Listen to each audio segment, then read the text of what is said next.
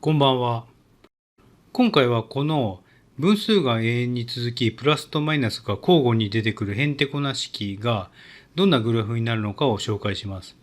これを考える前に、もう少し単純な、このプラスだけ出てくる分数が永遠に続くへんてこな式を考えてみます。まず最初はこの式の x に、このように1を入れてひたすら計算するとどうなるかを Excel で計算してグラフにしてみます。準備をします。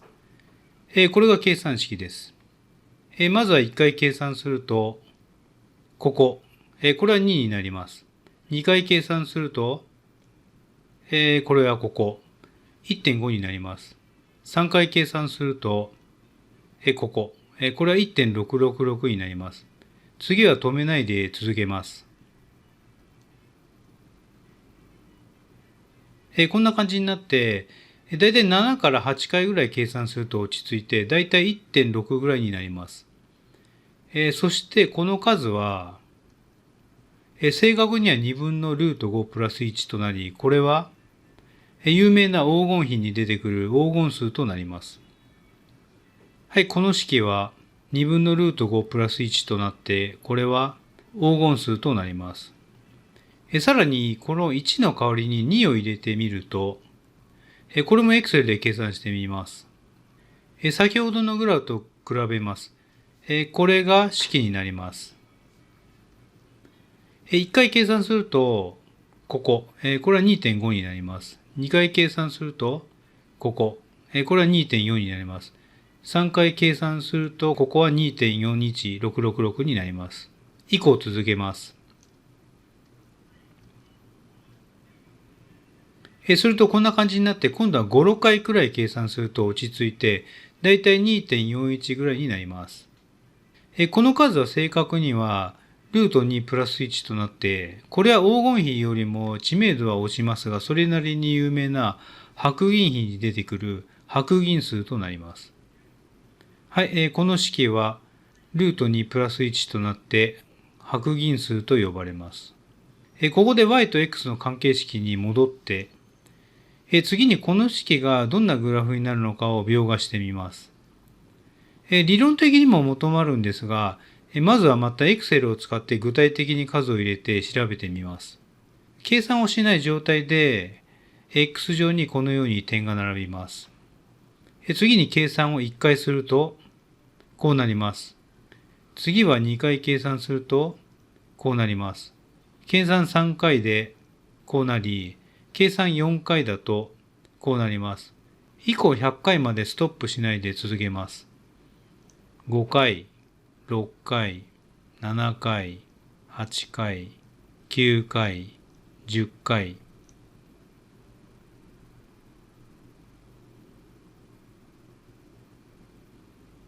はい、これで100回計算した結果です。最初のうちは0付近がピコピコ変わりますが、計算回数を増やすとだんだんと落ち着いてきます。ここ0付近が小さくてよく見えないので、この0の近くを拡大して見てみます。これで1万回計算した結果です。さらに50回計算してみます。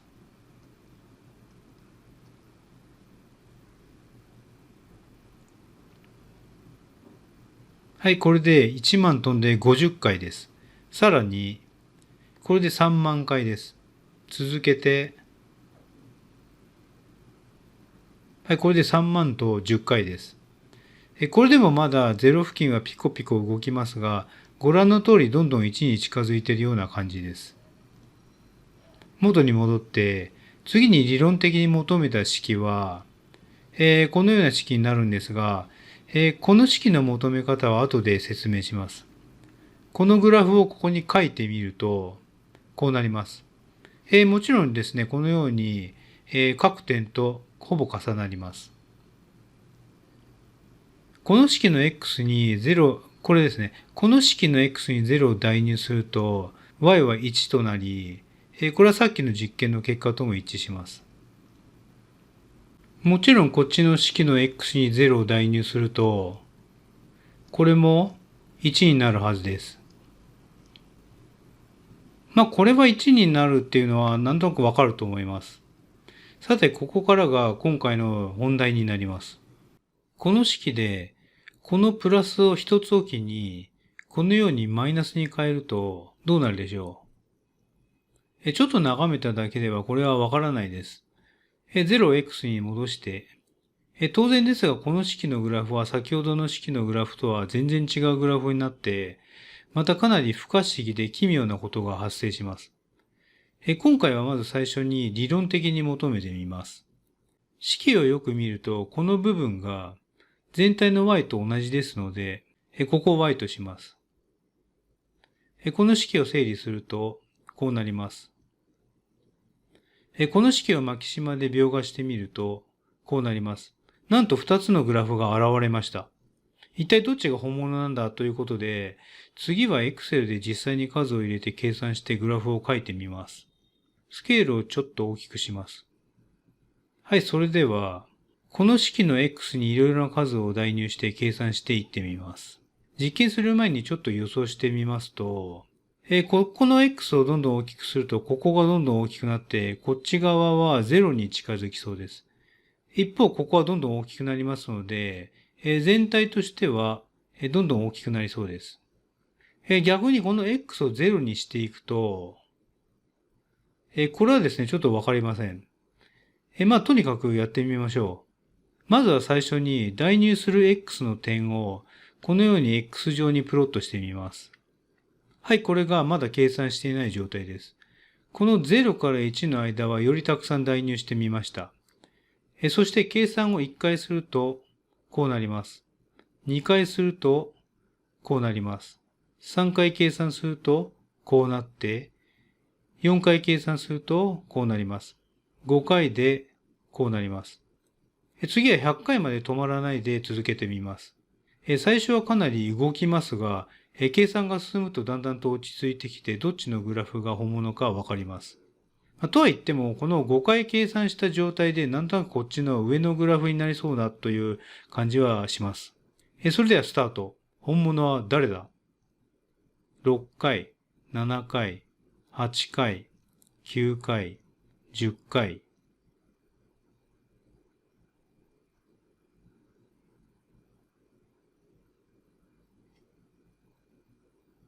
はい、これが100回計算した結果です。0付近がはっきりしないので、さらに続けます。これで1001回続けた結果です。これから1010回まで計算すると、こうなります。さらに続けて、これで1万と1回です。1万10回まで続けて、これで1万10回。さらに、これで2万と1回。続けて、これで2万と10回です。さらに、これで5万と1回。続けて、これで5万と10回です。はい、ということで、こっちの上の方のグラフが本物でした。それじゃあこの下のグラフは何だということになりますが、すいません、これはわかりません。多分たまに見かける二次方程式の実用的な問題で、答えが2つ出てきて、1つはマイナスで不適当みたいなのと同じかと思います。実は先ほどのこの式から、この2つの式が求まります。こっちのグラフは、この式になります。ちょっと大きくして解説します。まず、このグラフの式ですが、2しかありません。さらに、この極小値ですが、x がルート2で、y がルート2プラス1になります。はい、そうなんです。2ばっかりなんです。さらに面白いことがあります。x イコール1と2で同じ数になり、それは2分のルート5プラス3となります。これはこのように変形するとわかるように、黄金数プラス1となります。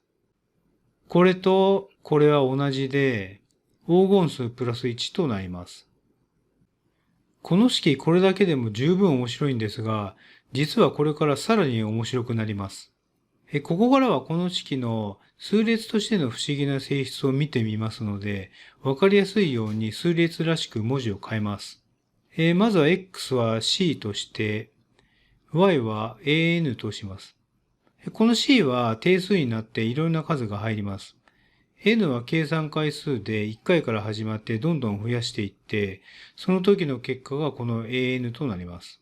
例えば、1回計算すると、はい、こうなります。これが A1 です。そして、これで2回計算 A2 になります。3回計算すると、こうなって A3 です。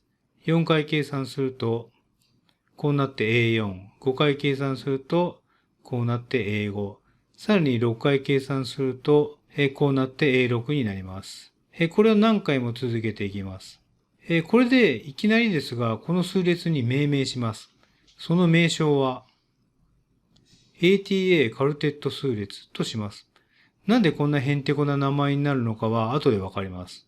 次に、この ATA カルテット数列のシーンに具体的にいろんな数を入れてみて何回も計算してみます。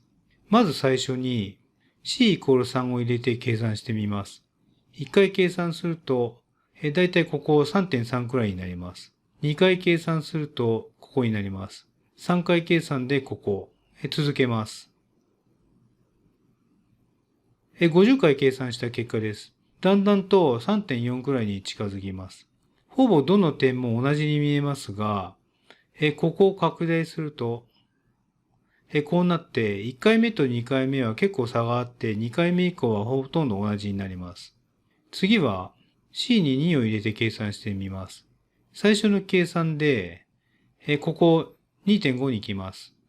2回目で、ここ、3回目で、ここです。続けます。はい、これで計算50回です。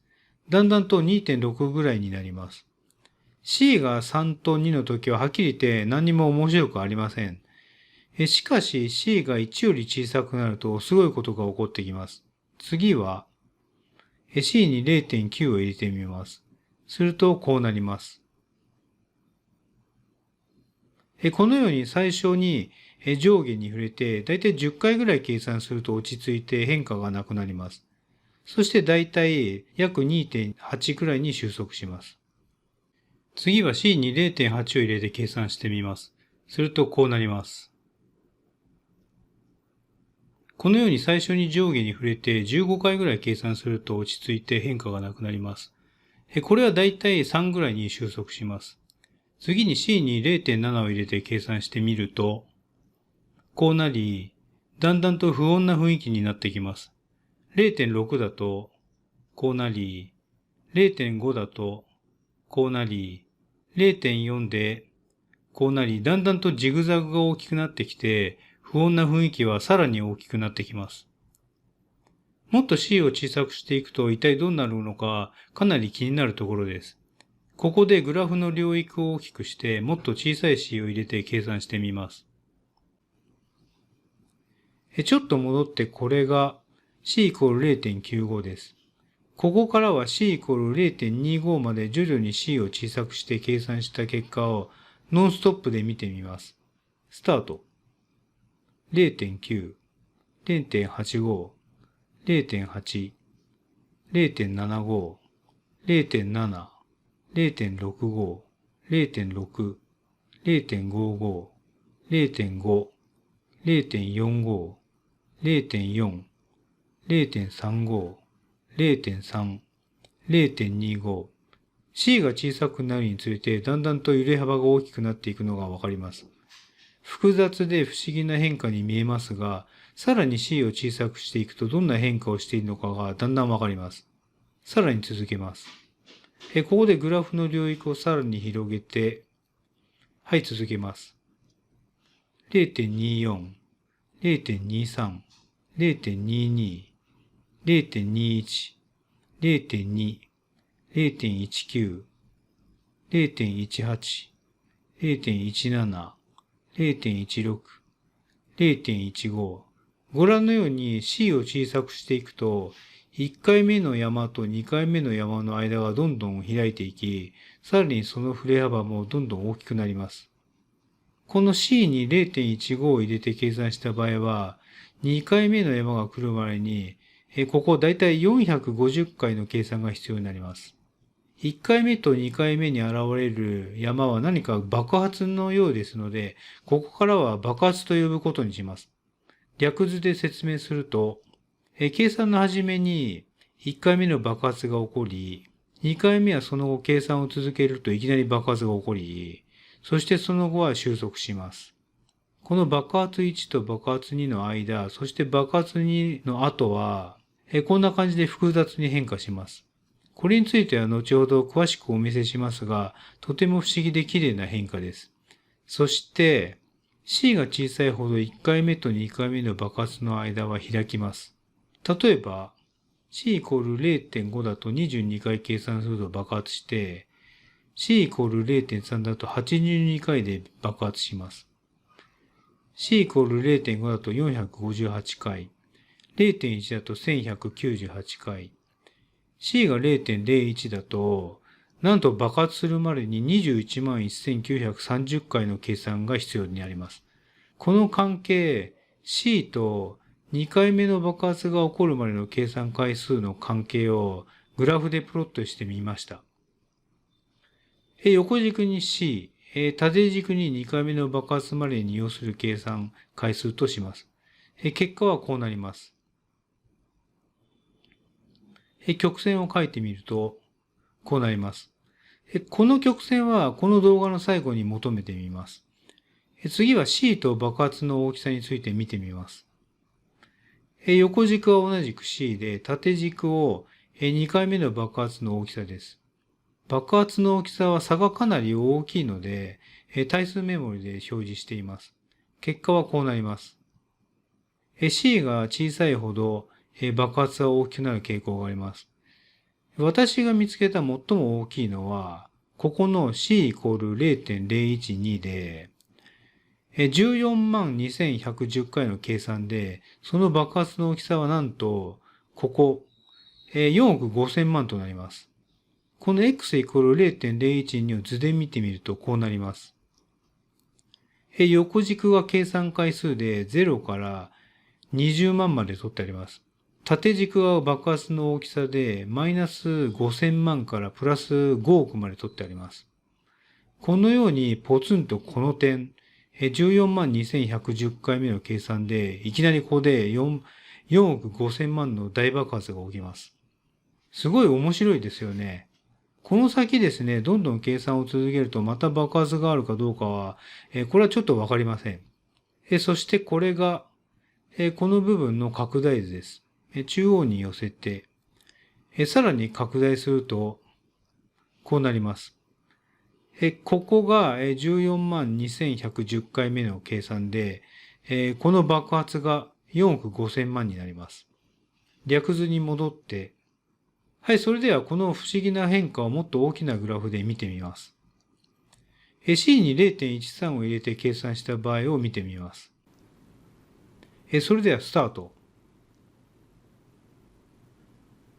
ここでちょっとストップして、ここの最初の爆発の大きさは463になります。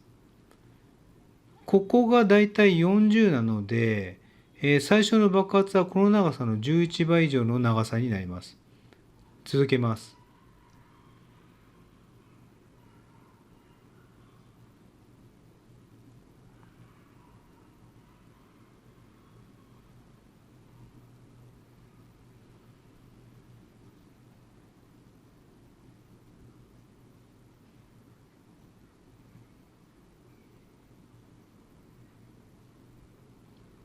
ここの下の爆発は計算回数642回で爆発がマイナス452になります。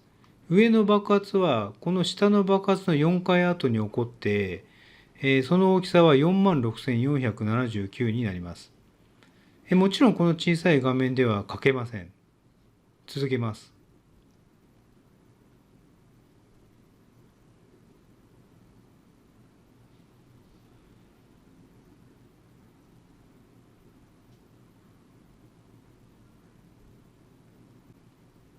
そして最終的には、だいたい 15.4 くらいに収束します。次はなんでこんなことが起こるのかをざっくり説明します。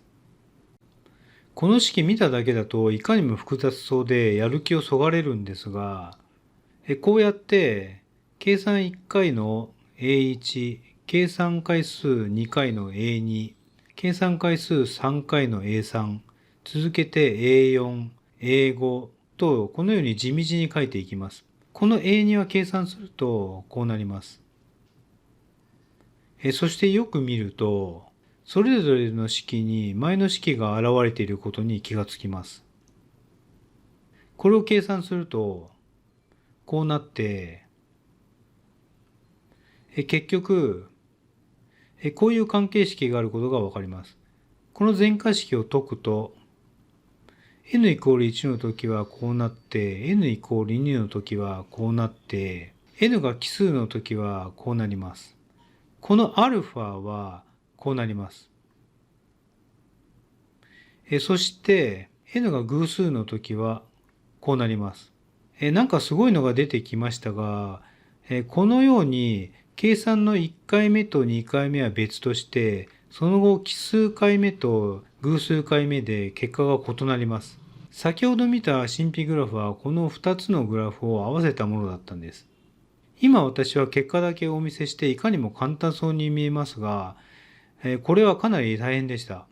何度やっても計算途中で転記ミスして計算が合わなくて、もう途中でやめようかとも思ったんですが、なんとか求めました。このように分母と分子がだらだら長いんでどうしても転記ミスしてしまいます。この式は長くて大変なので、この赤枠の式に名前をつけて呼ぶことにします。その名前は、奇数の時の綾波さんと偶数の時の玉星さんです。冴えない二人の中年男性と思わないで、二人のお父さんと思ってください。別にお母さんでもよかったんですが、今回はお父さんにしました。この意味はすぐわかります。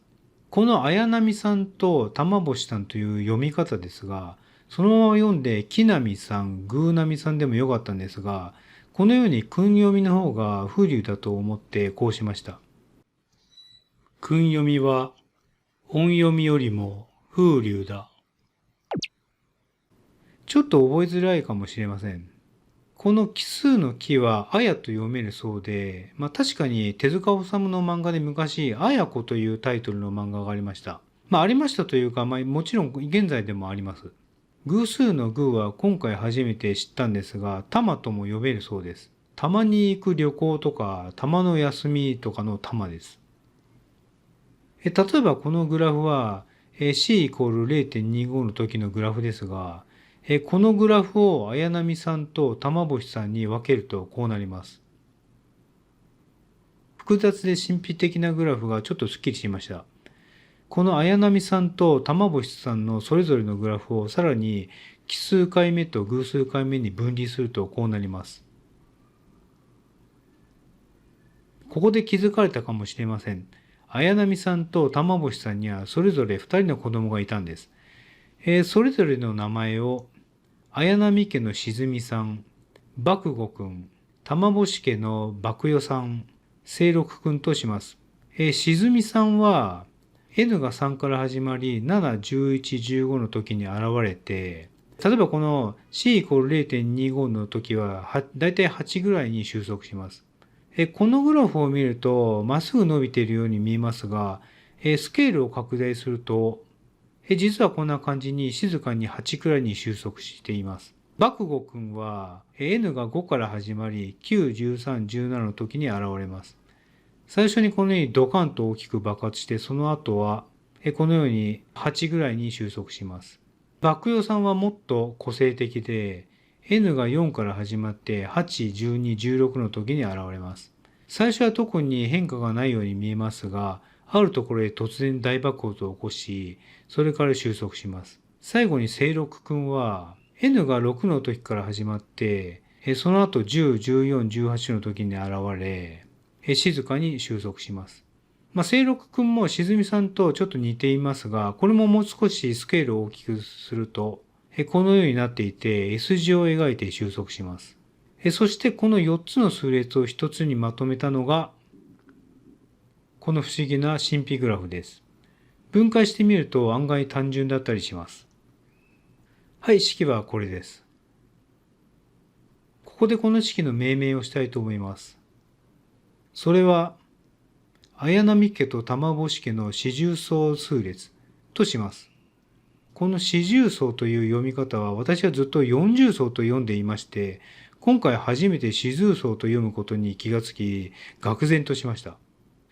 この名称なんですが、長いし覚えづらいし、命名した私ですらすぐに出てきません。そこで覚えやすい略称を考えました。このあと、他を取って、さらにこの四重奏を向こうの言葉にして、ATA カルテット数列とします。この名称はこういう理由でした。元に戻って、この4つの数列の中で何と言ってもこの玉星爆葉さんが異様です。式はこうなります。先ほどお見せした偶数で現れる玉星家の式で、ここを 2n にしたものです。このように複雑ではあるが全体としては調和がある何とも言えない式です。話が少々脱線しますが、この式はちょっと工夫するとマキシマで書けるようになります。まずこの α は必ず負の値になりますので、ここにマイナスをくっつけてプラスにします。この a と n ですが、このままでもいいんですが、わかりやすいように y と x に書き換えます。そこでこの x と y の式をマキシマを使ってグラフを書いてみます。これが c イコール 0.14 の結果です。そしてこれが c イコール 0.15 の結果です。そして、これは c イコール 0.3 の結果です。この符号が変わるところをマキシマは書いてくれませんが、これはおそらく大人の事情があるんだと思います。これには深く立ち入らないようにしましょう。それではこの c イコール 0.3 から少しずつ c を小さくして、c イコール 0.2 まで表示させてみます。0.29、0.28、0.27、0.26、0.25、0.24、0.23、0.22、0.21、0.20。もちろん Excel と同じような結果になります。話を元に戻します。ちょいと繰り返しの説明になりますが、この玉星爆葉さん、この赤点に注目してください。このように最初は何事もないように平穏なんですが、突然あるところで爆発します。爆発後はまた平穏に戻って、その後は収束します。普段はおとなしいのですが、切れるとやばい玉星爆葉さんタイプの人はたまにいます。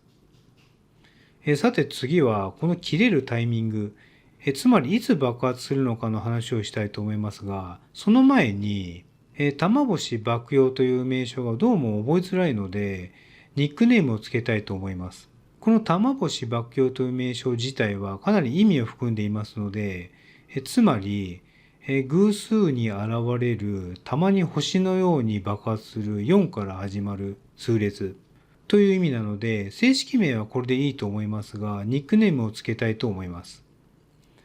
私は実はこのグラフを見てすぐに3つのマークがひらめきました。それぞれ解説したいと思います。まず1つ目は、営団地下鉄のシンボルマークです。営団地下鉄といえば2004年まであった東京の地下鉄です。いつの間にか民営化されて名前が変わってなくなってしまいました。私はこれ全然気がつきませんでした。あれ、そういえばこのマーク最近見ないな、みたいな感じです。昔はこんな感じで、これは以前の地下鉄恵比寿駅の看板ですが、東京を歩いているとよくこのマークにお目にかかりました。これは昔の地下鉄成増駅です。はい、ここにマークがあります。このマークを爆葉さんと重ねると、ぴったりです。そこでこの数列のニックネームの一つを、営団地下鉄数列としたいと思います。二つ目はこれです。ウルトラマンレオのマーク。ちょっと小さくて見づらいですが、ここにあります。拡大します。ここに点みたいなのがありますが、これは消します。これをもう少し、このように斜めにすると分かりやすいです。ぴったりです。そこでこの2つ目のニックネームをレオ数列とします。そして最後の3つ目はこれです。ウルトラ警備隊のシンボルマーク。たまに間違える人がいますのでお伝えしておきます。